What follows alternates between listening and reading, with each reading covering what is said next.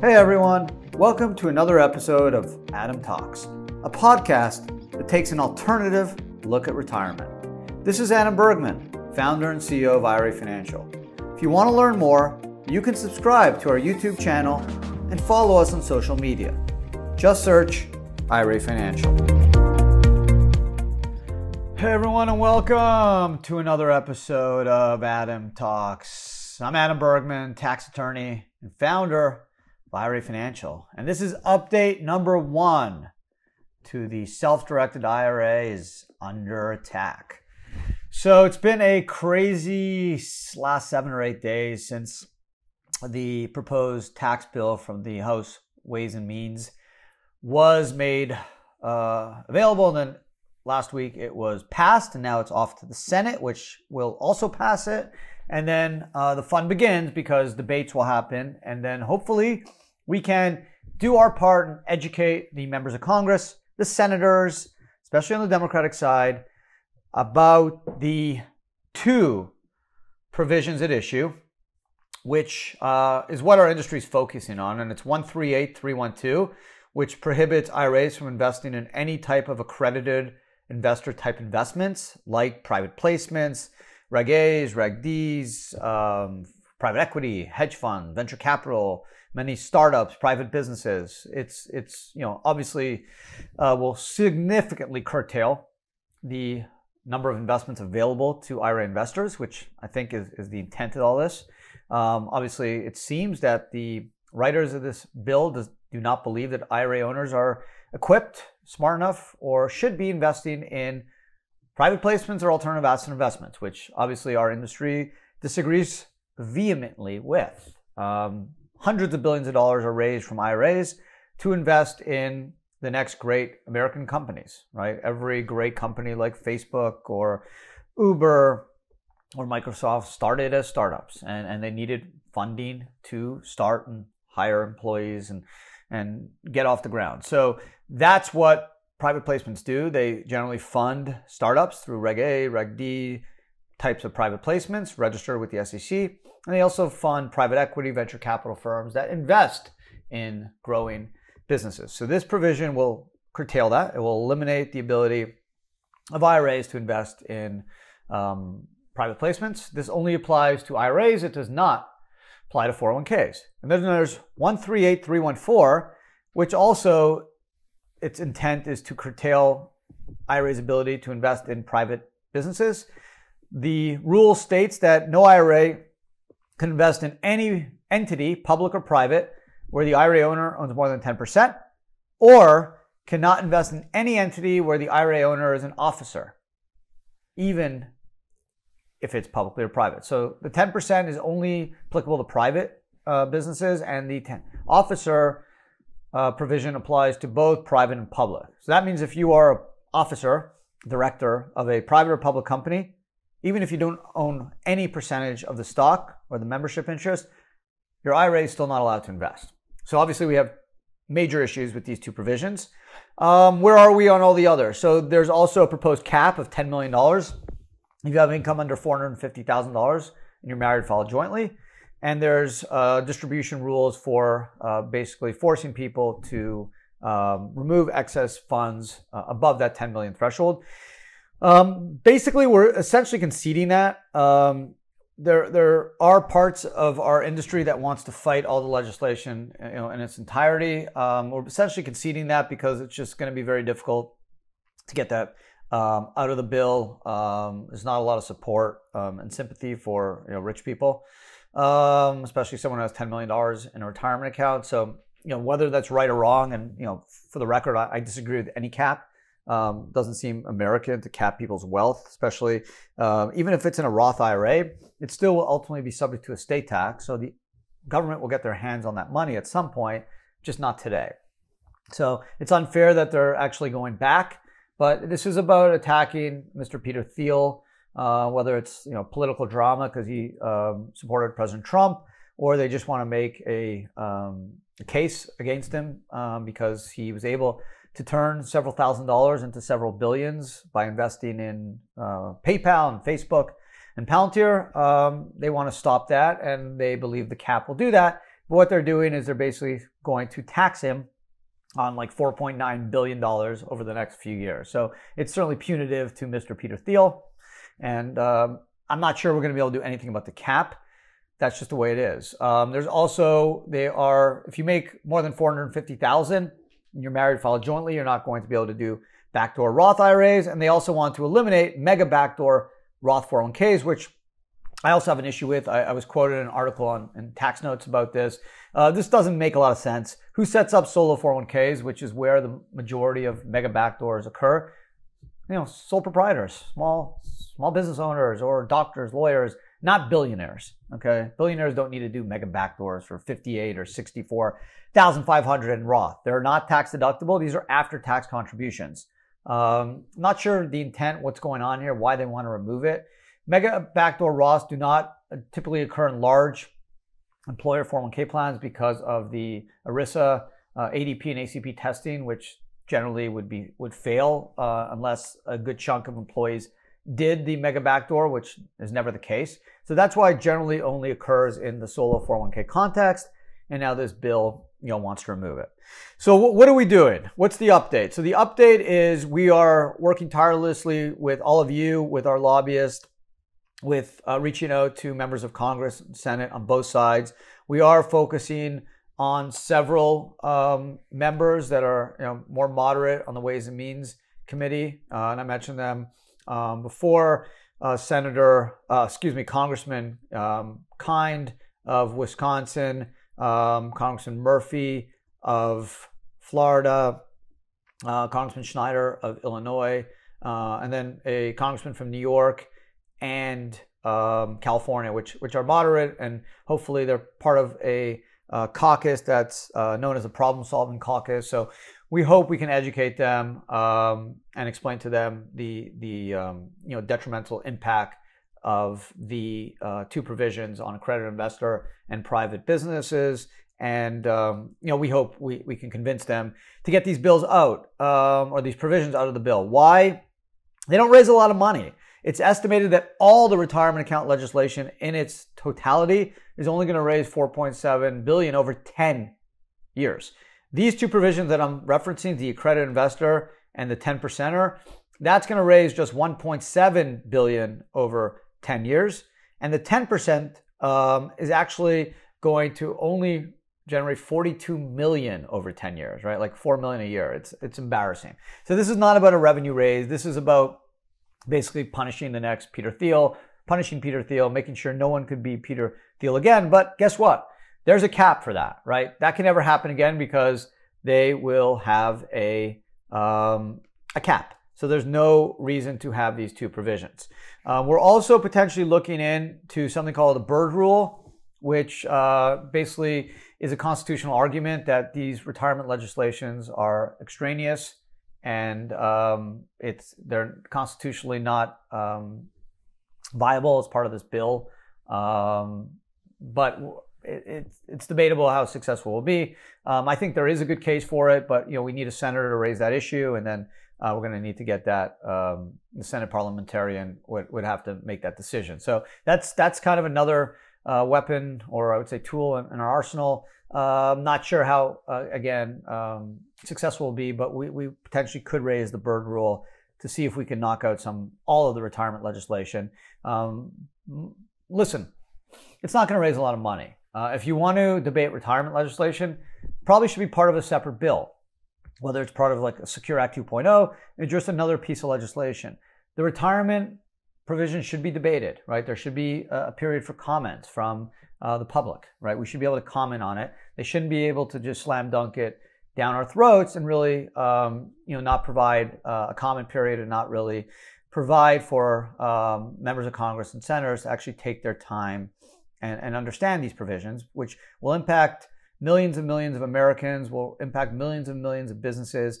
Hundreds of billions of dollars will be potentially lost from the IRA world to be used as a source of capital formation for small businesses and growing businesses. So it's super harmful. 65% plus of all employees are employed by small businesses.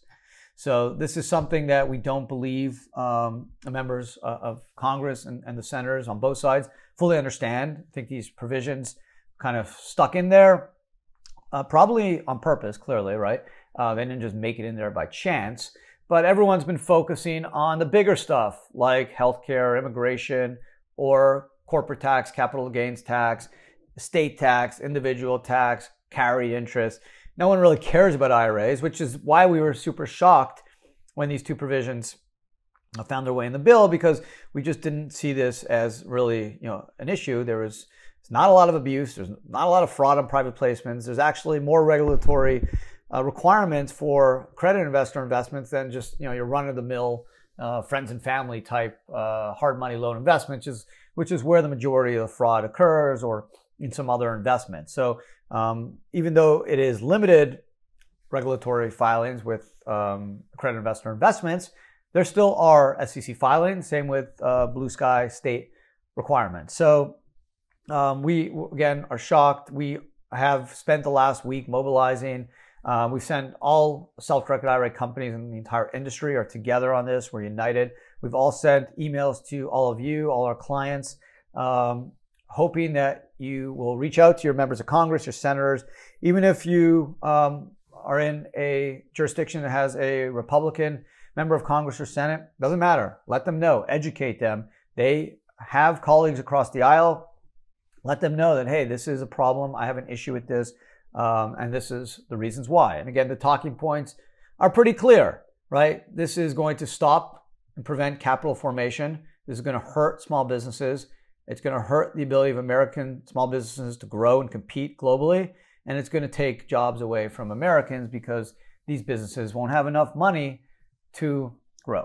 I'll give you an example. Yesterday, I was speaking to a buddy of mine. I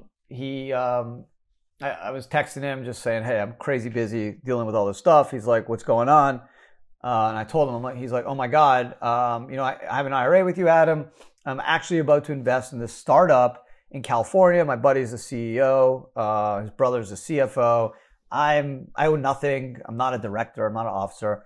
But technically, I'm an accredited investor. I guess I make over 300 grand with my spouse. So this seems to be an accredited investor type investment. This is a growing company. They have like 25 employees. They have a lot of great technology. Super excited. He's investing $240,000. And he's like, what do I do?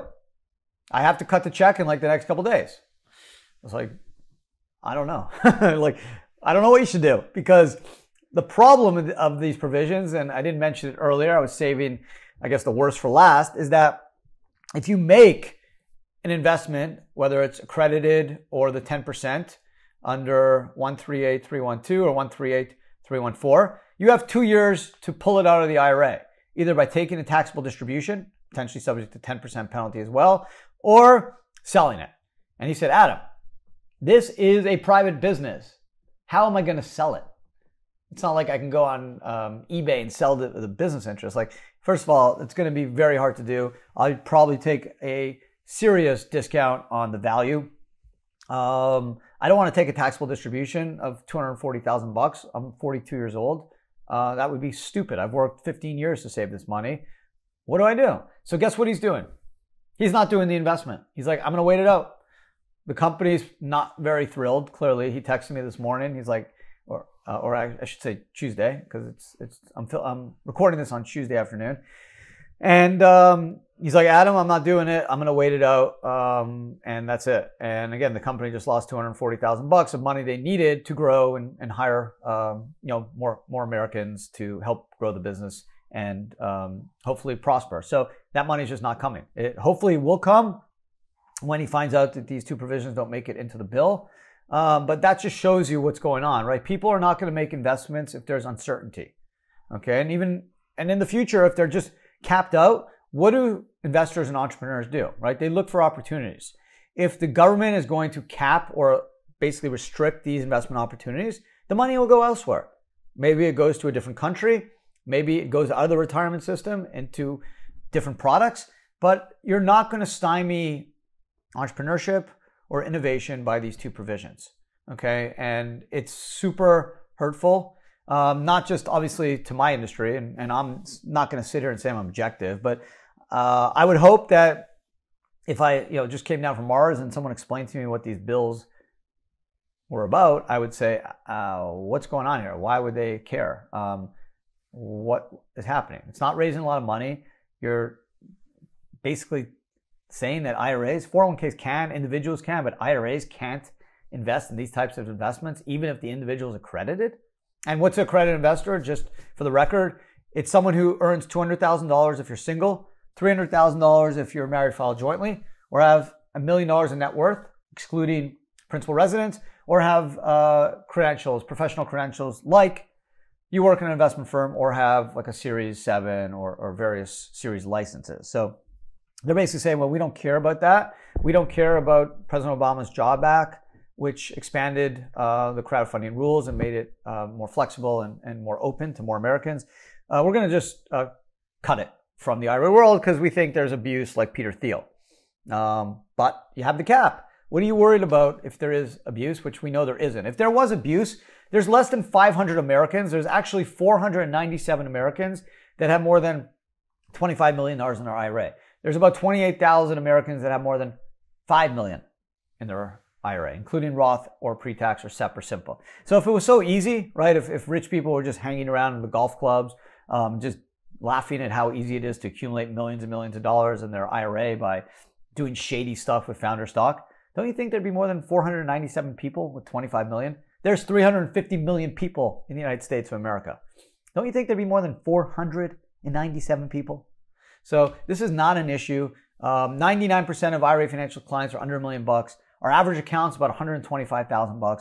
We are servicing Americans, right? Americans that have worked hard, have saved their money over 10, 15, 20, 30 years, have done everything the government told them to do.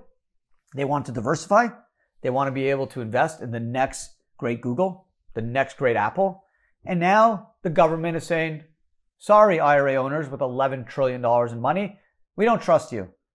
We don't want you to do it. Tough luck. Oh, maybe it's going to hurt small businesses. Oh, maybe it will. Let's think about that. And that's the goal, right? We believe strongly and we're super confident that once we educate members of Congress on both sides, as well as senators, especially those on the Senate Finance Committee and those on the House Ways and Means Committee, and educate them about the potential negative impact these two provisions will have on American businesses and American investors, they will come to their senses and agree to make sure these provisions don't make it into the final bill and eliminate them. So that's kind of the update. We've been super busy. I've talked to like more congressmen and senators than I ever thought I ever would in my lifetime. I'm not a very politically oriented person at all. I actually kind of dread politics. I'm not politically motivated at all. I'm sort of in the middle, couldn't care less. But this is something I'm passionate about. I believe in the U.S. retirement system. That's why there's bipartisan support for it. This is the first time it's come under attack. The Secure Act 1.0, which was passed in December 2019, was essentially unanimous consent in the Ways and Means. That's Democrats and Republicans, okay?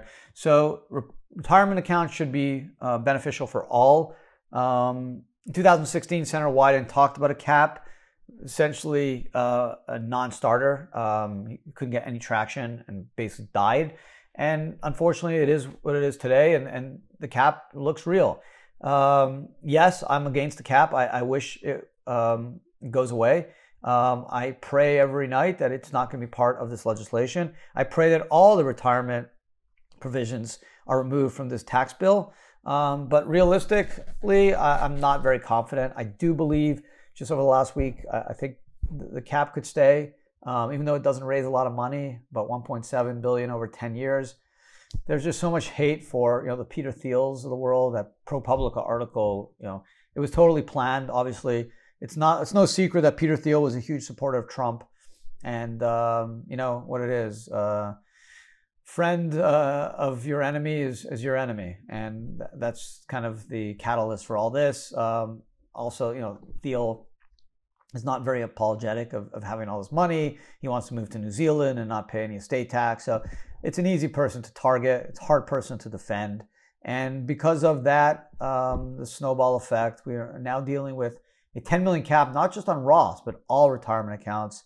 the removal of mega backdoor Roth 401k, no backdoor Roth IRA if you make more than $450, a ban on accredited investments for IRAs, ban on investments into businesses, public or private, where the IRA owner owns more than 10%, or any position of officer in both public or private,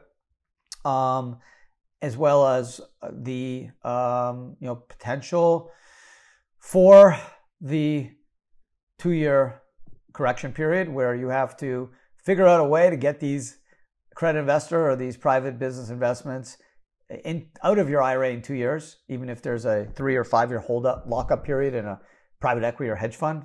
A lot of private equity funds and hedge funds have lockup periods, meaning you can't touch your money for 2 years or 3 years or 5 years, whatever it is. So what are you going to do? Let's say you can't get it out. They're going to force you to take a personal distribution. Let's say you invested $300,000.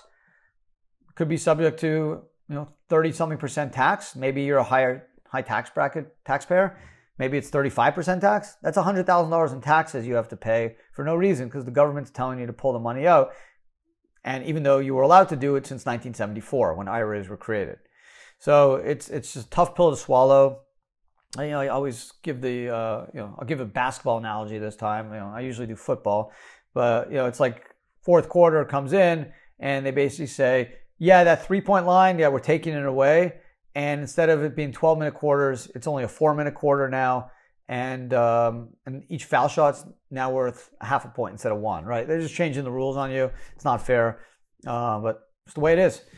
Not much we can do except educate our members of Congress and senators. So that's what my plea is to all you listening. If you're watching on YouTube, please, please, please, if you care about retirement account investment options, if you care about this country, if you care about helping and having the opportunity to invest in great startups or investing in your friend's business or businesses in your community, in your neighborhood, please, please, please reach out to your members of Congress, senators, call them. Calls are better than email, excuse me. Again, even Republicans, they have friends across the aisle. They talk, okay? They work out together. I got a good friend that's a Republican member of Congress. He works out with the Dems all the time. Bunch of them, they're good friends. They grab beers after. Yeah, they have sometimes different political beliefs, but they try to work together. And, outside of the halls of Congress, they're buddies, right? They're humans. So they can disagree, but also, be friends. And that's the beauty of this country. So let's hopefully work together, educate the people in DC and get these provisions removed. If we could get all the retirement provisions removed, wow, that obviously would be much better. But if anything, let's pull out the 2 provisions that are the most detrimental to IRA investors and to American businesses, and that's 138312 and 138314. That's it. I'm sorry I couldn't be a little bit more uplifting. It's kind of a gloomy update. I'll do another update next week, and I'll keep doing updates until hopefully these provisions get removed. I do have a motto I live by, and that's think good and it will be good, right? Stay positive, right? And that's what we are. We're staying positive, we're working hard.